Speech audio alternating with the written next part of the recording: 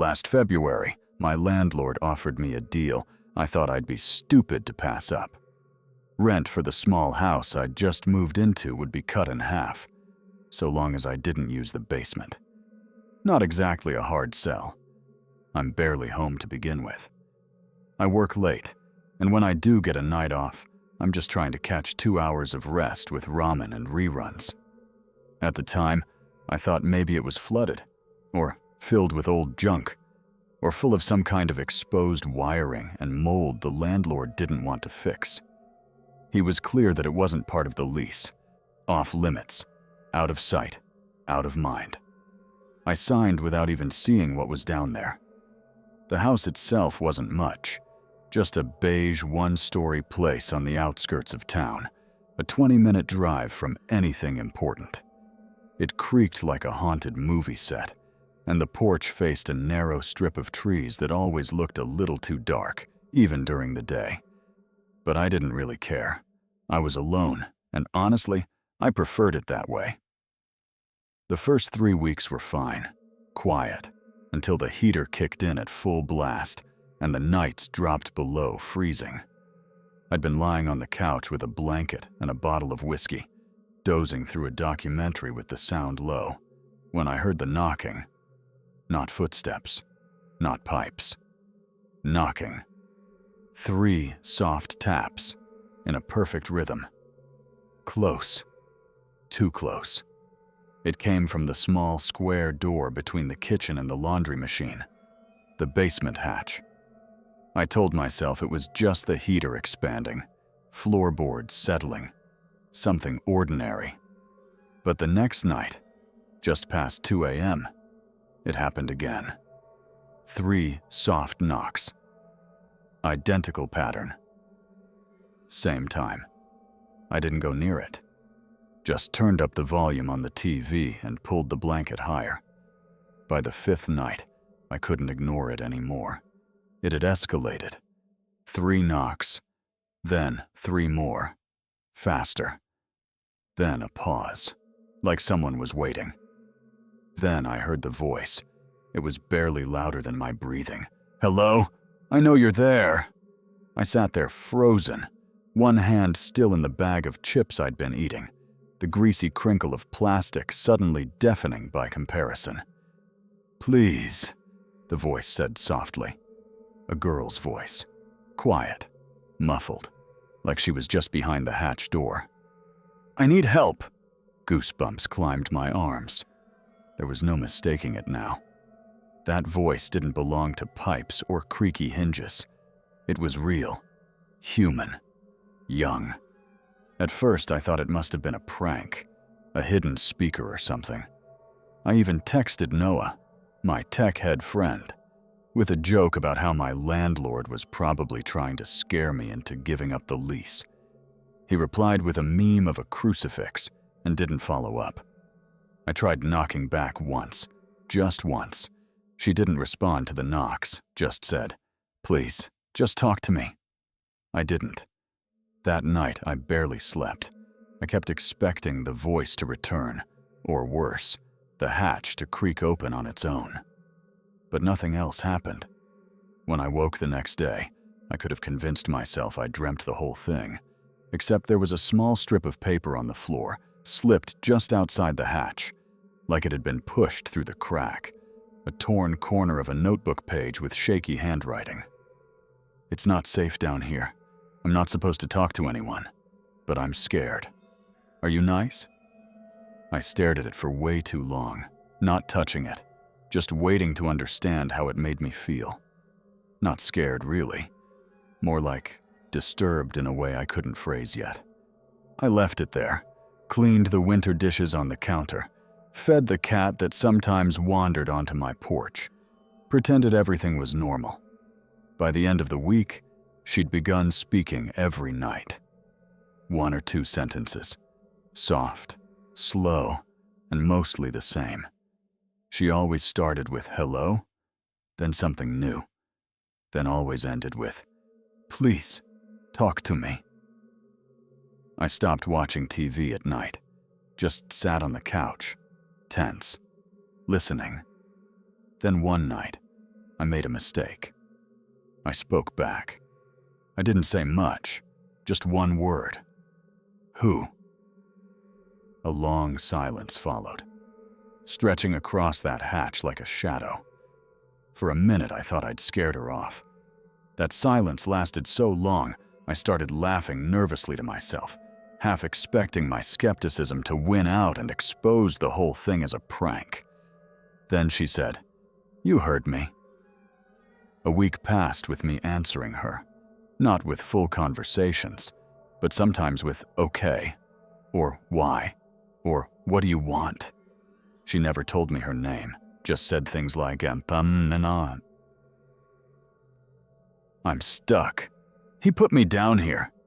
Sometimes I see things in the dark. I kept thinking I'd stop answering, but it was addictive.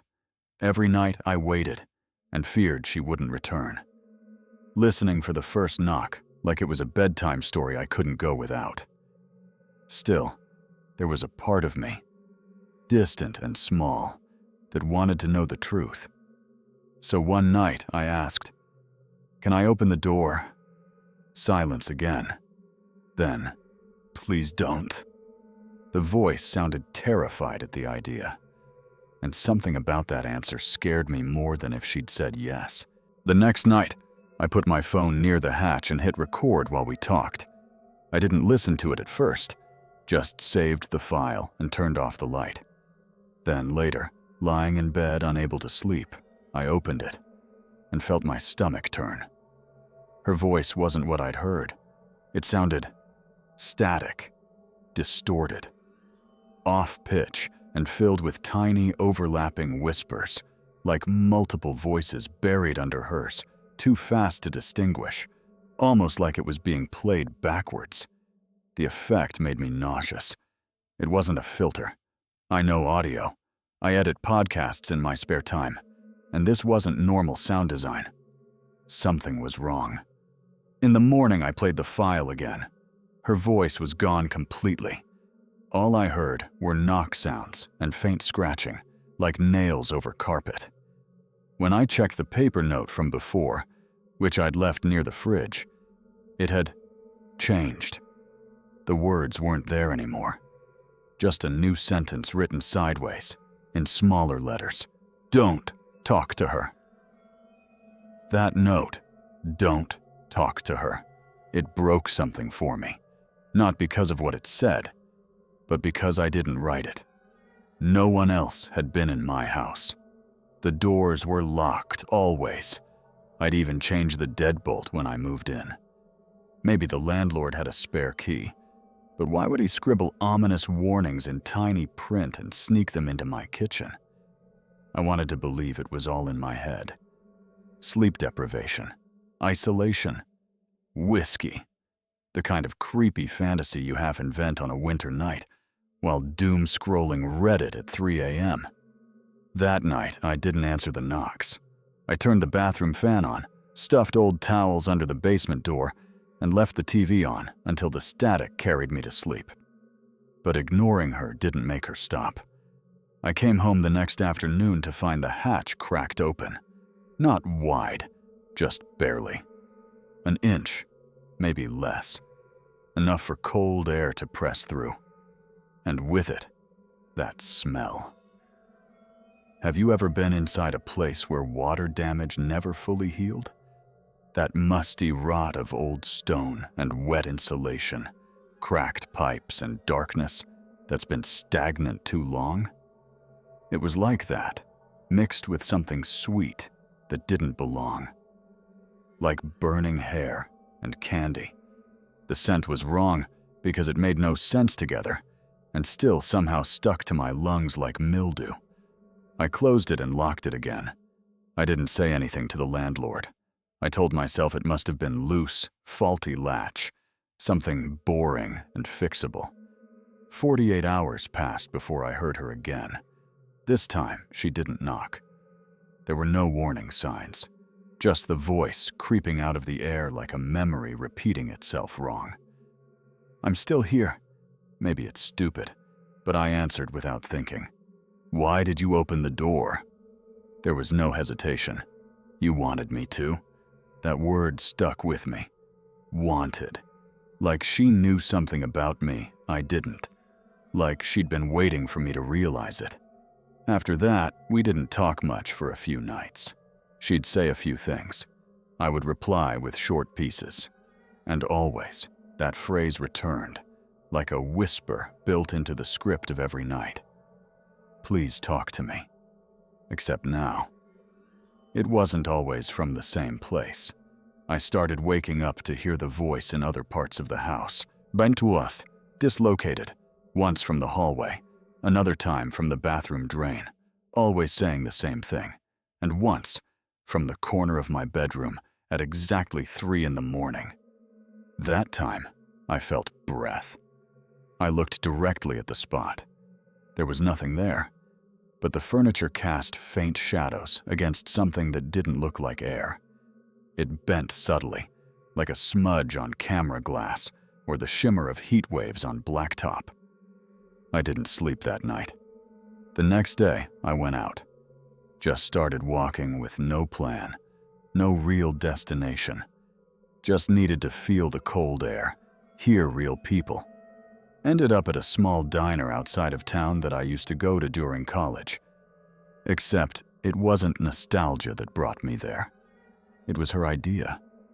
Not spoken, exactly. More like suggested.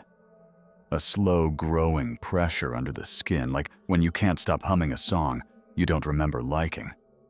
I found myself ordering my food without realizing I was even hungry. She was in there, underneath the normal parts of my thoughts. When I got my coffee, the waitress tapped the table twice and said, "You're the one from the basement house, right?" I looked up. She smiled, but it didn't reach her eyes. "You got it cheap," she said. "Tenant before you ran out in the middle of the night. Didn't even take his stuff."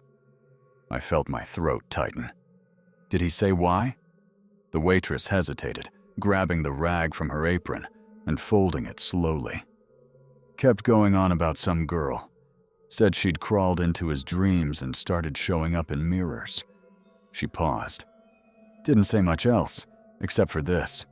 Don't talk to her, not even once. My stomach flipped. It took me a second just to breathe properly. "You okay?" she asked. I forced a polite smile, tossed some bills on the table, and left before my food even showed up. That night, no knocks, no whispers, no smudge anomalies behind the curtain. It was the first peaceful sleep I'd had in weeks, but peace, I've learned, is often bait. When I woke, there was another note. This time, it was right beside my bed on the nightstand. "You were gone too long. I got lonely." It wasn't handwritten like the last one. These letters were cut out from a magazine. Each one glued down, overlapping, crooked like a ransom letter you'd expect in some old detective movie. Except this wasn't dramatic. It felt childish, like a kind of play-pretend alarm bell. Every edge slightly raised, as if someone had built it in the dark, using dull scissors and shaking hands. Another night passed, then 3. She didn't speak, didn't knock, didn't whisper, but she was in my dreams. Always the same one. I'm walking through a narrow hallway underground, tight enough to touch both walls. Everything pulsing with this muted heartbeat sound. Wet stones line the path, and somewhere up ahead, there's an old wooden door glowing faintly from the other side. I never reach it. Something wakes me up every time I get near. After a full week of this, I caved. I went to the basement hatch and said softly, "What do you want from me?" There was no reply at first. Then, "I want you to come see me." My hand gripped the latch, but I didn't move it. "I don't think I should," I whispered. "You already did," she said. I froze. She wasn't wrong. Answering her the first time, that was the invitation. That's when I saw it. Why the last tenant ran. Why the landlord offered a deal too good to be true. Why the hatch was locked, and the lights never worked, and the smell changed with the wind. It wasn't a basement. It was a doorway, and she wasn't waiting behind it. She was already here, leaking through the cracks like water through rotted wood. Still, I did what I swore I wouldn't. I opened the hatch. Only a few inches, but that was enough. Cold, wet air rushed past me like breath through hollow lungs. My fingers tightened on the edge of the door, my knees locking to resist whatever unseen gravity tried to pull me further. Staring into that abyss, I felt the same sensation as the dream. Heartbeats in the walls, that rhythmic echo of something living underneath, but not breathing. Waiting. I whispered toward that opening. Why me? And from the dark came a reply in a voice that wasn't hers. Something wetter, slower, croaking like wood bending over fire. Because you answered. And it laughed. Not quite a girl. Something that learned to mimic one. I slammed the hatch shut and locked it so fast I scraped my knuckles raw. No part of that noise should have stuck with me, but it did. Not the laugh, not the words, the breath. There was breath coming out of the dark. Heavy, ragged, uneven, like whatever made that laugh had lungs. That's when it stopped being a voice. That was a thing down there. I think something inside me broke that night. Not in the TV horror movie way, where you throw holy water and banish the demon. I mean in the soft, subtle erosion of self that happens right before you let something in. That night, I piled furniture on top of the door. Old chairs, a toolbox, a bag of concrete mix from the landlord's leftover supplies. And I booked a motel. A cheap one. Peeling yellow wallpaper. One flickering light. I never turned off. But at least there, the air didn't whisper. I stayed 4 days. No loops, no voices, no dreams. Until the front desk clerk handed me a note. No envelope. No name. Folded once, lined paper. Written in the same crooked handwriting I'd seen weeks earlier. It's worse when you're not here. The rest of the message didn't need to be written. She missed me, or it missed feeding. I don't remember standing up. I don't remember tipping the clerk or walking into the parking lot. The entire ride home is blank.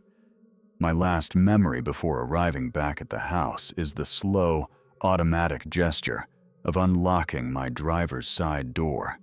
It felt like I was being pulled back, like unfinished business. But instead of guilt, it smelled like soil, like something waiting to be watered. When I walked into the house, every single light bulb had been unscrewed, left in perfect circles beneath each socket. The hatch door? Wide open. No note this time. No whisper. No words. Instead, something else. One of my old t-shirts. Missing for over a week. Folded neatly beside the entrance to the basement steps. Clean. Warm. Like it had just been through the dryer. I don't think the thing living below wants to kill me. Not directly. I think it wants me to belong to it. Piece by piece. That night, I didn't unpack anything. I didn't touch the switches. I didn't even sit down. I just stood at the kitchen table, in front of the salt shaker, and said, "This stops now." Out loud, to whatever was listening. There was a long silence. Then, from behind me, "But why stop when we're just beginning?" I didn't look at the voice. I walked to the front door, swung it open. There, standing just beyond the porch light, was a young girl, 8 or 9 maybe, thin, wet hair clinging to her face like she'd just stepped out of a lake. She wore a little white nightgown, Mud streaked across the hemline in patterns too random to be ordinary. She didn't look me in the eye. She just said, "Can I come inside?" I didn't answer. She looked up, just once, and her voice changed. Not distorted, not growling, but older. Colder. It asked, "Are you still listening to her?" I slammed the door, locked both bolts, pushed the fridge in front of it, then just slid down the wall and started laughing like I wasn't even inside my own body anymore. None of this made any sense. And also, it made perfect sense. The girl from the basement. She wasn't stuck there. She wanted to be. Because whatever's down there isn't a prisoner. It's a net, and I was the fish. The next day, I called Noah again. Told him the truth. All of it. He laughed at first, but it broke off halfway. "You're serious," he said. "I thought you were just writing something for your blog." "No," I said. "I'm being hunted." That got his attention. He offered to come down and stay over. A second set of eyes. Someone who didn't grow up Catholic and didn't believe in things that went bump in the night. I said yes. That night was the quietest of all. Not a creak, not a step. It made me feel stupid. Watching Noah snore on my couch as if nothing had happened. Nothing could happen. I couldn't even hear the wind, no voice, no breath, but that pattern was familiar now. Silence doesn't mean rest. Silence means it's getting ready. Right before 3 a.m., he sat up shirtless, rubbing his eyes. "What the hell?" he mumbled. "I had the craziest dream." My blood ran cold. "What kind of dream?" I asked. He looked around like he'd forgotten where he was. "Some girl in a basement. Dark hair.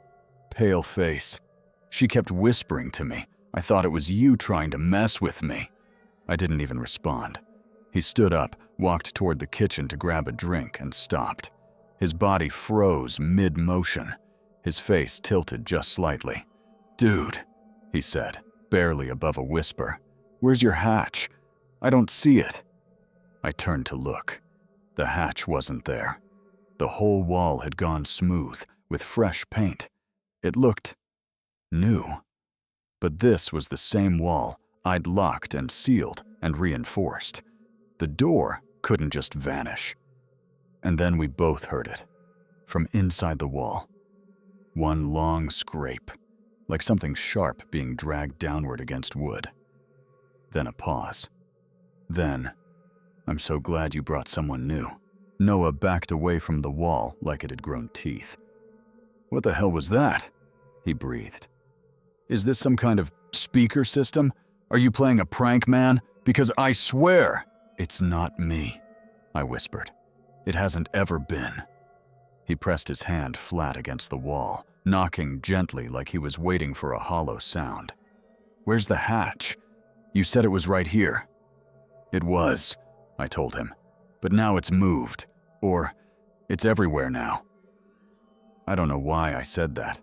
I just knew it, like a bone-deep instinct that had bypassed conscious thought. Another sound pulsed from the wall, not from behind it, but within it. A shiver, a resonance, like ribs cracking under skin or wet rope sliding between beams. Then the voice again, smoother this time, almost coy. "He dreams so loudly. I like him." Noah jumped back. "All right, man," he said. "Look, I don't know what's happening here, but I'm not staying. This isn't funny anymore." He grabbed his coat and headed for the door. But it didn't matter. Because as he touched the knob, every light in the house blinked off. The room dropped into complete darkness. And in that, nothing. I heard her again. "It's easier when you both give in." I reached for my phone. Dead. Noah's voice from the dark. Okay, come back to okay. Where's your fuse box?" I didn't answer. There wasn't a fuse box anymore. There wasn't a basement hatch or a door, or even a hallway in the traditional sense. The house was shifting, stretching from the inside. I could feel it in my feet, the floor sinking by centimeters each second. Our house wasn't a house anymore. It was becoming an opening, a womb, a trap, a body breathing around us. I don't know how we got out. Everything boiled together. A scream that wasn't mine, a light pouring out from a crack in the ceiling, nails unraveling from boards like teeth parting a grin. And somewhere, Noah grabbing me, pulling me, dragging me toward a rectangle of gray sky. We collapsed outside, just past the front steps, as the morning sun peeked over the tree line. Our breath steamed, our eyes wild. We didn't speak for several minutes. We just stared at the house, quiet, still, unchanged. Except the windows were gone. Every single one of them bricked over. Noah left that night. He didn't say goodbye. I moved out 3 days later. Didn't sleep once over those nights. Just packed with the lights on and my earbuds in. Some noise-canceling playlist on loop. My landlord didn't ask why when I dropped off the keys. He just said, "Took longer than the last guy." The creep in his voice made my skin crawl. I asked him plainly, "What's down there?" He smiled slowly. "She's whatever you let her be." He said it like a compliment. It's been 6 months. I live in a high-rise now. 8th floor, no basement, no attic. Nowhere for her to hide. No echoes in the vents. No disembodied breaths at 3 a.m. But sometimes, when I'm almost asleep, I hear knocking again. 3 soft taps, always followed by the same thing. "Please talk to me." I never answer. I never open my eyes, because I know that once you answer her, you never really close the door again. 2 weeks ago, I got a package with no return address. It was small, no postmark, just sitting on my doorstep like it had been placed there, not delivered. I stared at it for half an hour before bringing it inside. Never even touched the doorknob. I used gloves and a folded newspaper. Inside the box was an old cassette tape, labeled with one word, "Answers." I don't own a cassette player, haven't since I was a kid, but a part of me, some legacy of that curiosity that almost got me swallowed whole, couldn't let it go. I ordered a cheap player online. It arrived 2 days later. I waited until it was dark before pressing play. At first, static. Then a low hum, almost like distant wind moaning through underground tunnels. After a few seconds, the hum gave way to faint knocking. 3 taps, a pause. 3 more. I almost stopped it there, almost. But then I heard a voice I hadn't heard since the night I fled that house. The girl. She sounded farther away this time, hoarse, like she'd been screaming for days. "You hear them too," she whispered. "You let them in." Then more voices joined her, layered. Dozens of them. Children, men, women, all speaking at once. "We dreamed once. She wears our memories. You asked. She answered." In the background, I could hear the scrape of nails on concrete, the sound of flesh dragging, breath catching in a twisting throat, and underneath it all, laughter. Not playful, not mocking, just hungry. I yanked the tape out, threw the player in my sink, and poured bleach on it until the buttons burned away. Tossed the whole thing in a dumpster down the block, but here's the worst part. That night, I dreamt of the house again.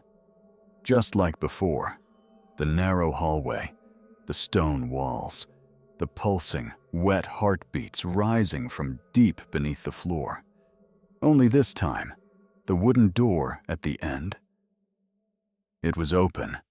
She was waiting. smiling with a mouth far too wide. And behind her, an ocean of limbs tangled in soil and wires, twitching to her pulse, voices whispering in sync like a choir made of victims. I woke up screaming. There was blood in both my ears. The doctor says it's a rare pressure disorder, stress-induced inner ear trauma. But I know better. She's not in the basement anymore. She never was. She's in the cracks, in the hollows of the questions we ask when we think nobody's listening. In that ache you feel right before you fall asleep. The fleeting memory of being watched through the shower curtain. The voice you almost reply to when you're alone and someone says your name. She waits in silence, because the moment you answer her, the moment you choose to look deeper, she belongs to you. And worse, you belong to her.